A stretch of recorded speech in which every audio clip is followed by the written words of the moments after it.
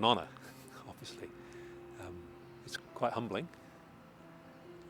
And I have to say that I'm pleased that the profession has seen fit to recognise a full-time educator.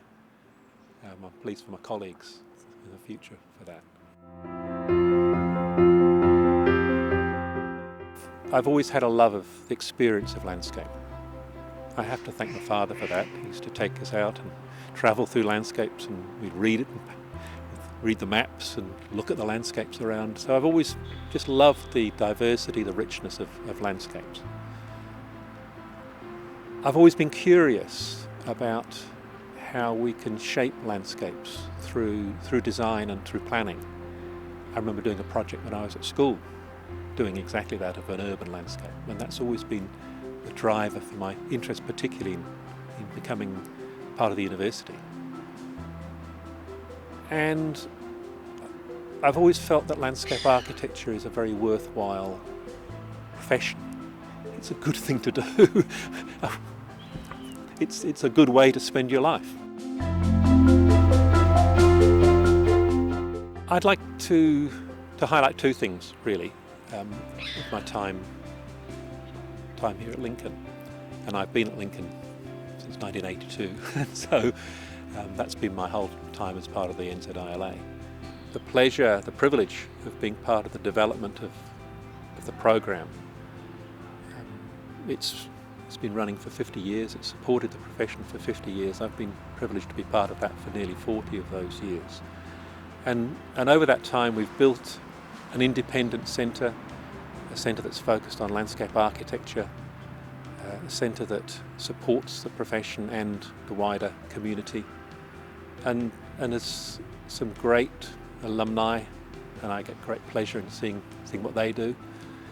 And we've had a great team, or teams over the years, great teams of people. So that's been a huge privilege and a highlight.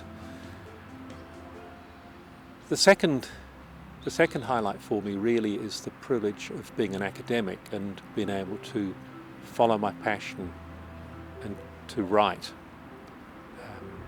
with co-authors, with co-editors, and to see the way in the books, the articles that we've created have really helped the profession here, but more than that, particularly the wider profession internationally.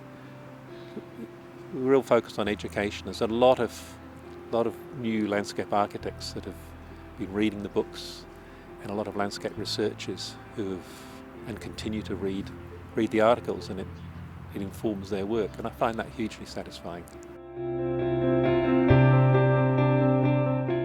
It's really far now.